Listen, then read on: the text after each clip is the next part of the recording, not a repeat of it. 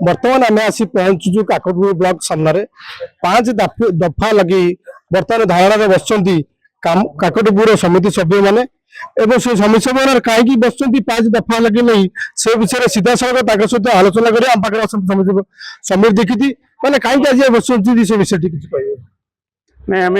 जो उद्देश्य नहीं समिति सभ्य भाव मुझे निर्वाचित होती कि मो पंचायत रे जो इश्यू को नहीं मुझे लड़ी दुर्नीति विरुद्ध में ना मु गले निश्चिंत भाव आम ब्लॉक हो कि विभिन्न क्षेत्र दुर्नीति हटेबू कि गत 4 वर्ष है आम वित्तीय घोषणा वर्षटी अच्छी कार्यकाल से आम अनुभव कलु आम कौन ये आम सफल हो पार्नु कि एवं भी आम समय आम जो निर्वाचित हो नथिलु पंचायत समिति 12% था कि आम निर्वाचित हो सारापर से 13% होगला एवं जो नुआ वीडियो आसला से 2% नौले सी नाला 11% अच्छे तो से जड़े वीडियो जदि ब्लॉक मुख्य जी वीडियो नौनी पिसी अन्य कौ आधार नौ से जेई हूँ कि यही हूँ अन्य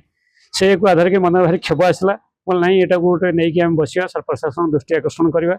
ता सहित छतुआ माने आम पाख पड़ोशी ब्लॉक मानक छतुआ आप देखिए समस्त को सठिक मान सठिक गुण न मिलुवा बेले आम एमती कौन पाप करूँ मान छतुआ आरंभ हो कि 2023 मसीह कौन ओजन ठीक दि जाऊनी मान भी ठीक ना ओजन भी ठीक ना से बाबद आम हिसाब करूँ पाखापाखि 1,40 लाख टंका जनवरी 26 सुधा लुट सरला तेणु से लुट्र पर्दाफाश करने सह केमी आम बेनिफिशियरी मैंने न्याय जी हक पाइबा कथा पाइबे से लड़े आरंभ करूँ ता सहित उद्यान कृषि विभाग आम ब्लॉक परिसर था बेले लोक मैंने जापारे विभिन्न स्कीम विषय एवं तार एमती अवस्था होती 20 किलोमीटर दूर उद्यान कृषि कार्यालय तेणु लोकटे कौन गोटे स्कीम जानापी 20 किलोमीटर दूर को जावा पड़े फल आग्रह भी आहुनि जावाक तेणु से विभिन्न स्कीम भी से बाटमारणा हो तृतीय चतुर्थ है कौन मिशन शक्ति आम जो मिशन शक्ति काफी सामने बसीचु ये आज को प्राय वर्ष रु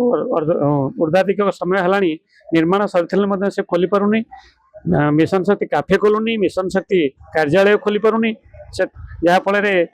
ऑफिस बाड़ी कम होनी एपटे मिशन शक्ति काफे खोलदेले पाखे गोटे कोर्ट अच्छी ब्लॉक अच्छी लोक मैंने 100 ରୁ 200 लोक भी डेली खाई पारते से सब सुविधा भी हो पारुनी तो से उद्देश्य सहित आ गोटे कथा आम देखा मिलूँ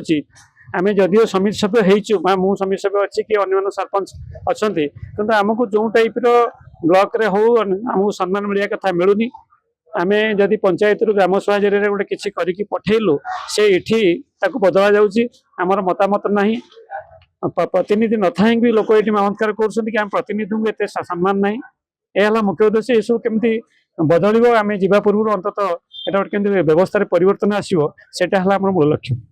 एवं सहित जो सहयोग कर धारणा काकटपुर सरपंच अच्छा सहित सीधा सड़क कथा कौन भी धारणा बचती यार कम हम आमर तो सी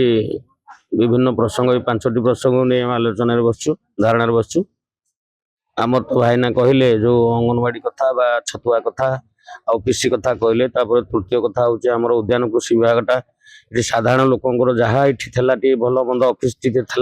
आसिक विभिन्न स्कीम विषय जानूले बुझुले तेणु से ऑफिस टी आज की दीर्घ वर्ष हम से तो कोणार्क फेरे नहीं जाइए जो साधारण लोक उद्यान कृषि विभाग कौन स्कीम अच्छी बा कौन से चाषी उपकृत हुए से किसी जापर ना जदि जड़े चाषी कौन बुझा चाहिए से 20 किलोमीटर बाट कोणार्क गले बुझे तेणु से ऑफिस टाक काकटपुर अणा जाऊ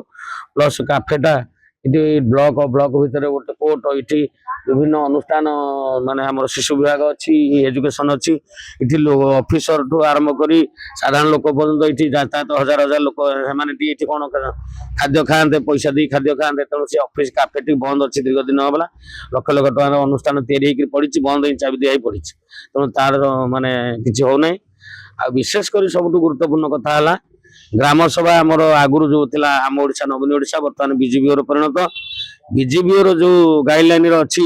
ग्राम पंचायत धेंडुरा दब लोक डाक चापान दब ग्राम सभा कर प्रोजेक्ट सिलेक्शन करी ब्लॉक को पठेला ब्लॉक को आसला आम सरपंच समिति सभ्य मैंने पंचायत समिति मीटिंग रे आप्रुव करेलु आप्रुव कर टंका सांक्शन ही आइला बर्तमान बीडीओ आ मानवर अध्यक्ष ब्लॉक से निर्दिष्ट दाबी जे आमर ମଣ୍ଡଳ ହିଁ କାମ କରିବ, ବିଜେପି ମଣ୍ଡଳ କାମ କରିବ, ତେଣୁ ସରପଞ୍ଚ ମାନେ କାମ କରିପାରିବେ ନାହିଁ। ତଥାପି ଏ ଧାରଣା କେତେ ଦିନ ଯାଏ ଚାଲିବ ଆପଣ ରଖିଛନ୍ତି? ଚାଲିବ କଣ, ଯେତେବେଳେ ସିଏ ଆମକୁ ଏମିତି ଧମକ ଚମକ ଦେଣି ଆମର ଏମିତି ଚାଲିବ କେତେ ଦିନ, ଅନିର୍ଦ୍ଦିଷ୍ଟ କାଳ ପାଇଁ ଚାଲିବ, ସେମିତି କିଛି ୟାର ମାନେ ପରିବର୍ତ୍ତନ ନ ହବା ଯାଏ ଚାଲୁ ରହିବ। ଆମ ସହିତ ଆଉ ଜଣେ ଅଛନ୍ତି ବଂଶୀଧର ବାବୁ, ଏବଂ ସିଏ ବି ମଧ୍ୟ ଧାରଣାରେ ବସିଛନ୍ତି ଆସି 2 ଦିନ ହେଲା, ସିଏ ବି ଜଣେ କର୍ମୀ। କଣ କହିବେ ଆଜି ଯୋଉ ଧାରଣା 5 ଦିନ ଯାବେ ବସିଛି ସେ ବିଷୟରେ କିଛି? ତ ଭାଇନା କହିଲେ ମୁଖ୍ୟ ହେଲା